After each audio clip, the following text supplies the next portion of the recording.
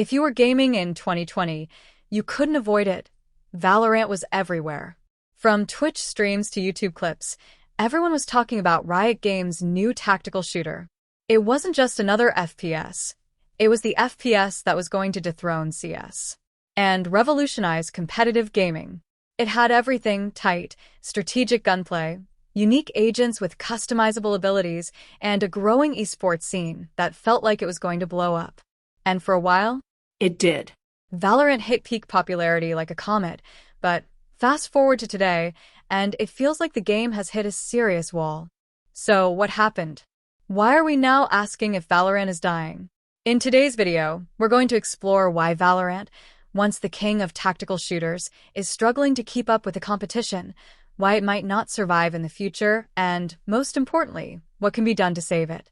Stick around, because I'll be breaking down facts, stats, and giving you my honest opinion on what needs to change for Valorant to stay relevant in the ever-evolving world of gaming. Let's start with a bit of history. Valorant didn't just launch in 2020, it exploded onto the scene. When Riot Games teased their tactical shooter for months before its release, the anticipation was through the roof. Fans of games like CS and Overwatch were buzzing with excitement, especially when Riot promised a game that took the best aspects of these franchises and combined them in a unique way. The game's closed beta alone had over 3 million players globally, and that was just in the first week. And when Valorant officially dropped in June 2020, it was nothing short of a cultural phenomenon. The game combined CS's precise gunplay with Overwatch's dynamic, hero-based abilities. Riot Games understood that tactical shooters had a dedicated fanbase, but it wasn't enough. They added agents, characters with unique abilities, each offering different playstyles, strategies, and counterplay. This was fresh, exciting, and exactly what the genre needed. Twitch blew up. Some of the world's biggest streamers like Shroud, Ninja, and Pokimane jumped in, giving the game massive exposure. Valorant was everywhere. Whether you were watching your favorite streamer or just scrolling through social media, it seemed like everyone was talking about it. The competitive scene? Just as impressive. Valorant didn't just create a game. It created a movement. Riot Games made sure to support esports from the very beginning with well-organized tournaments, big prize pools, and the promise of a thriving pro scene. Fans were invested, players were excited, and for a while, Valorant seemed unstoppable. But something changed. The initial hype started to wear off, and Valorant wasn't as exciting as it once was. So what happened? Let's break it down. Let's start with competition. When Valorant launched, there was nothing quite like it. But as time went on, the landscape got a lot more crowded. Games like Apex Legends, Call of Duty, Warzone, Overwatch 2, and even the updated CS made it clear that the battle for FPS supremacy was just getting started. Take Apex Legends, for example. EA has invested heavily in making sure Apex stays fresh with seasonal updates, new legends, map changes, and constant innovation. Warzone is in a league of its own, constantly reinventing itself with new content and battle royale mechanics.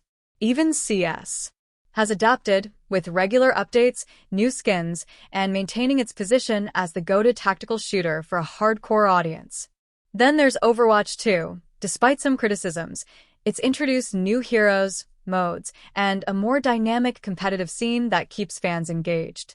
Now, compare that to Valorant. Sure, we've gotten a few new agents, maps, and skins over the past couple of years, but not at the same pace as its competitors. Valorant has, in many ways, fallen into the trap of becoming a little too comfortable in its formula. The meta is static, and while Riot's content updates are good, they don't feel like game changers. Apex brings new gameplay elements with every season, while Valorant feels like it's been stuck in a bit of a loop. Next up, the burnout factor. Valorant is an incredibly competitive game, especially at higher ranks. Players need to master every map, understand the ins and outs of each agent, and fine-tune their shooting mechanics. It's a grind. But here's the problem. After a while, that grind gets exhausting. Players feel like they've hit a wall, and the reward isn't as fulfilling anymore. This issue of player fatigue becomes especially prominent in tactical shooters. CS. Players may love the competitive nature, but even CS has struggled to keep its community engaged without major updates. And Valorant? It's been a couple of years since the game launched, and there are a lot of players who are either plateauing or simply moving on to the next new thing. Now, let's talk about the community. As much as we'd love to pretend it's not a factor, the reality is that Valorant's community has become notorious for its toxicity. And this isn't just some casual criticism. We're talking about consistent reports of smuffing, cheating, and trolling in matches. And it's not just an occasional issue. It's a widespread problem that's been affecting the game for months. What makes it worse is that Valorant's anti-cheat system isn't as robust as it needs to be. Riot Games has been working on it, sure, but it's still not enough.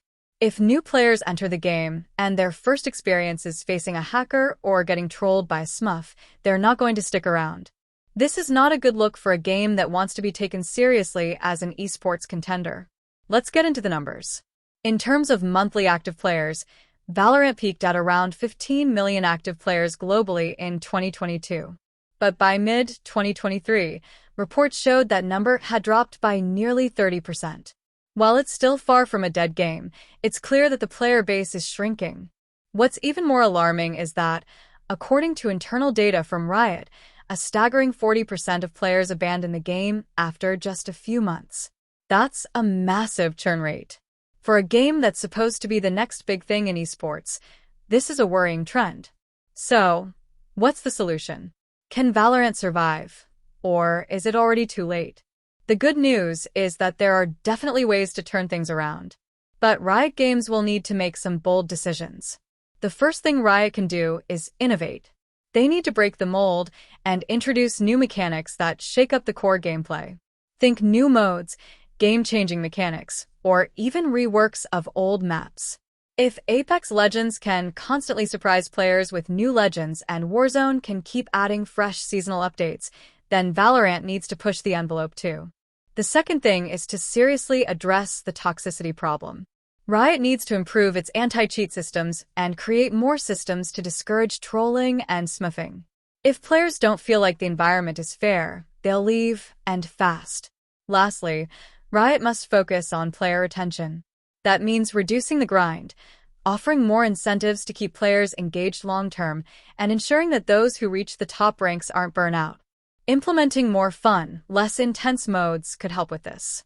Valorant isn't dead yet, but if Riot Games doesn't act fast, it could be on the verge of becoming irrelevant.